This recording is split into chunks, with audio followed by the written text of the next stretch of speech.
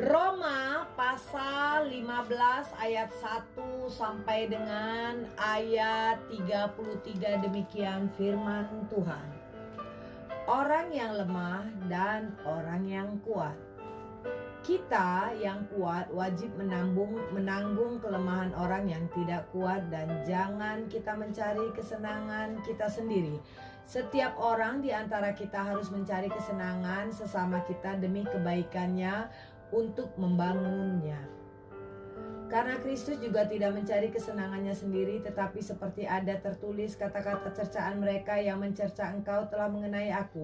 Sebab segala sesuatu yang ditulis dahulu telah ditulis menjadi pelajaran bagi kita, supaya kita teguh berpegang pada pengharapan oleh ketekunan dan penghiburan dari kitab suci.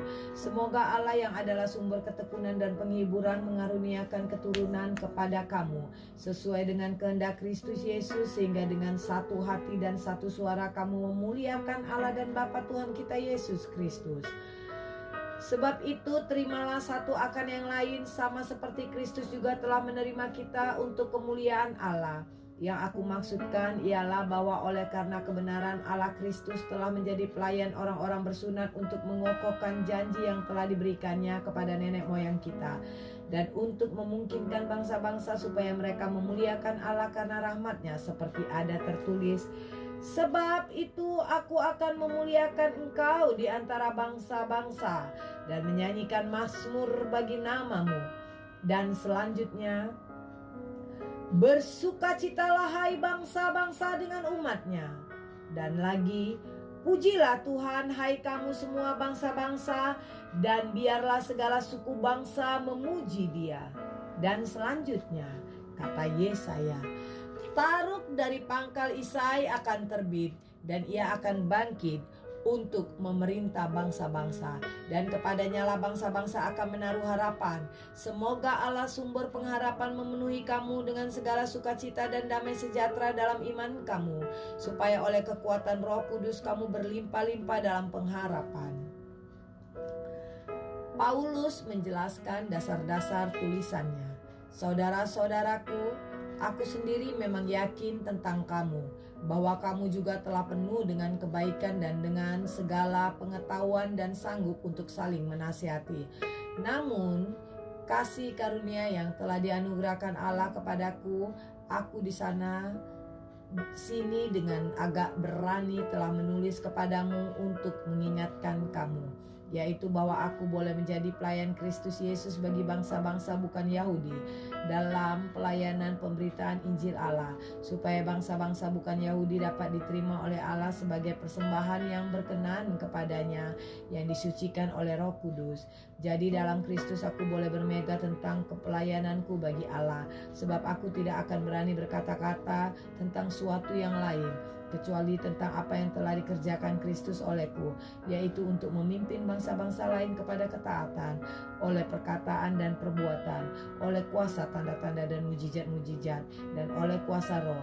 Demikianlah dalam perjalanan keliling dari Yerusalem sampai ke Ilirikum, aku telah memberitakan sepenuhnya Injil Kristus.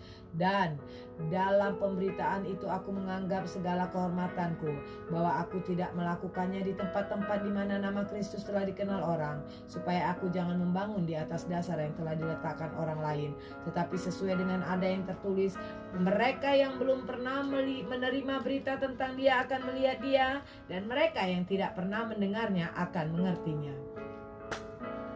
Harapan Paulus untuk datang ke Roma.